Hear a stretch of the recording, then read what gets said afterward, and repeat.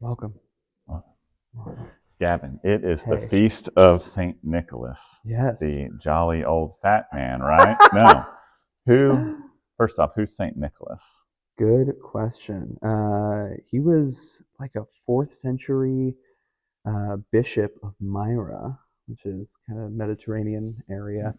Um, and he has a lot of stuff that maybe did or didn't happen, whatever. Kind of stories about him that are honestly awesome because He punched somebody yeah, at Nicaea, yeah, supposedly. Arius, yeah, a That's right. heretic. Yeah. Yeah, he's a man who stood up for orthodoxy. Yeah. Better watch out. Yeah, he was on the naughty list, I want to say. Yeah. Yeah. But he did that. He was the patron saint of sailors. There's a story about him um, calming a storm at sea or something like that and saving the lives of sailors. And the gift giving thing kind of comes from him in the night, inconspicuously, anonymously, giving gifts to children who otherwise wouldn't have had them. Yeah. And so that's a lot of reasons that he's a saint, but he was more than that, a bishop of the church. You know, kind of amazing. So a real person. A real person. Celebrate. So my boys, they have never gotten gifts from Santa. The person they've gotten gifts from has been St. Nicholas on December 6th. We save Christmas Day for family gifts. Okay. And so when you go and you see Santa Claus, realize that was a real person. He Yes. was a bishop. St. Nicholas is coming to church on Sunday, so if you're here, Hey. you get to meet the guy. Yeah. Maybe I should have asked permission from one of our bishops to For let a a bishop bishop's come. visitation. But yeah, so you said the gift giving thing. The legend Yeah. has it is sometimes he would do this in the middle of the night, and he tossed 3 gold coins down a chimney, just where the chimney thing comes from, Wow, and it okay. landed in the shoes of these 3 impoverished, which are stockings, right? And so Perfect. we are in the West. We're in the world Yeah. in 2023, Mm-hmm. and Santa Claus dominates. Yes, he does. And so there's all these legends about Santa Claus. And so we know where the gift giving comes from. Maybe we know where chimneys and stockings come from. Yeah. Does St. Nicholas have anything to do with reindeer? Is there elves in a workshop? I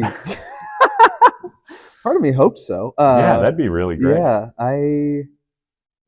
in thinking about this, I wanted to do some like research into that stuff, but didn't get around to it, I'll be honest. Yeah. But I am so curious. Do you know? I don't. And Okay. like the North Pole is nowhere near like Asia Minor, Mediterranean. Right. So like I don't know how he moved up there. But so there's your history lesson about St. Nicholas. But also, we have a Christmas tree. Sorry, we are in church. This is an Advent tree. Yes. This is a thing, right? Yes. Some people Yeah. get really hung up on it's not Christmas yet. Right. What's the difference between Advent and Christmas, first off? So in the church, we see them as 2 different seasons. They're butted right up against each other, right? So we have Advent, which is this preparation for the coming of Christ in 2 ways, right? So we've got the original birth of Christ, right? That's Christmas Day. That's when the season of Christmas starts. But Advent is also sort of about this preparation for the second coming of Christ, when all things will be made new. It's this hugely that's why all of our readings in Advent are not necessarily hope, joy, love, peace, but are like judgment about the end of all things, about the clouds being rolled back like a scroll and the sky on fire. Like that's what we're dealing with. Yeah. But then Christmas is about Christ is here. And so the 12 days of Christmas is our shortest, maybe our shortest season, yeah. if we consider Holy Week a season, Sure. no. But it's 12 days right up into the Epiphany. And so Christmas season is its own thing entirely. Yeah. And so when people in the church will say it's Advent, it's not Christmas, is because we have a whole thing dedicated to Christmas. But out in the world, what do we do?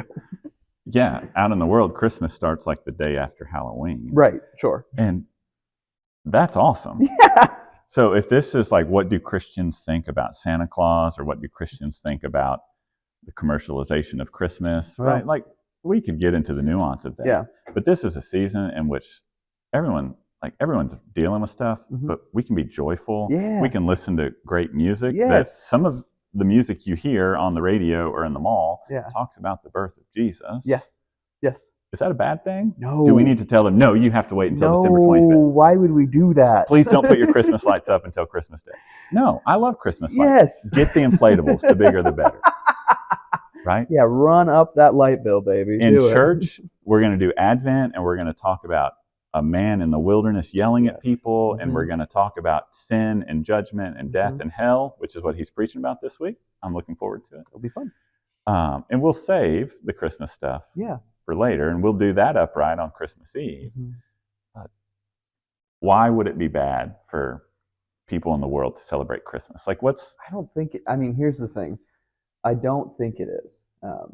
Outside of, again, like the commercialization of the whole thing, the kind of rampant whatever about that is a whole thing entirely. But this is a time that people do have a recognition that there's something special happening here.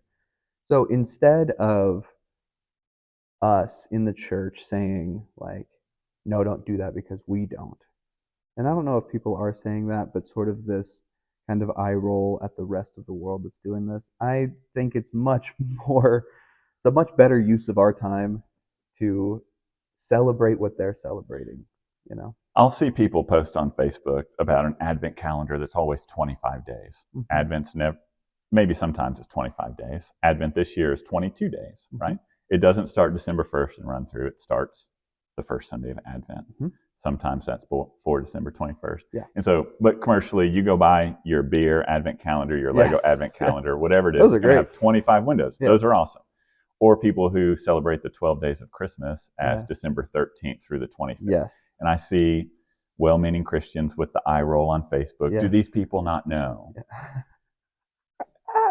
They're not liturgical nerds, so maybe they don't know. And they don't need to be. But like, if for these 12 days they want to celebrate things and take part in a tradition that does mean something, even if they don't have all of the nuances down, it's still worth celebrating.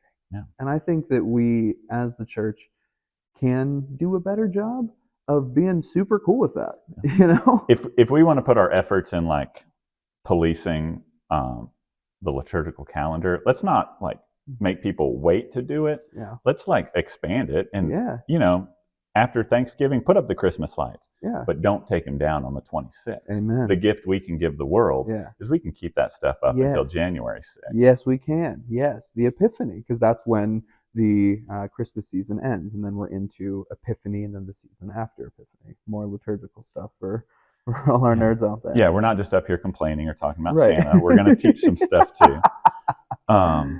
This is great. We got a little worked up about Santa Claus. It's okay. But yeah, drive by my house. I have a Christmas frog and a Christmas T-Rex. Oh, heck yeah. Up. Oh, heck yeah. And it's great. I love the Christmas season. Yeah. Even in the midst of Advent. Even in the midst of Advent. And so I won't tell you Merry Christmas yet. We'll save that for in the way. But a blessed Advent. A blessed Advent. Thank you, Gavin, for this. Thank you, boss.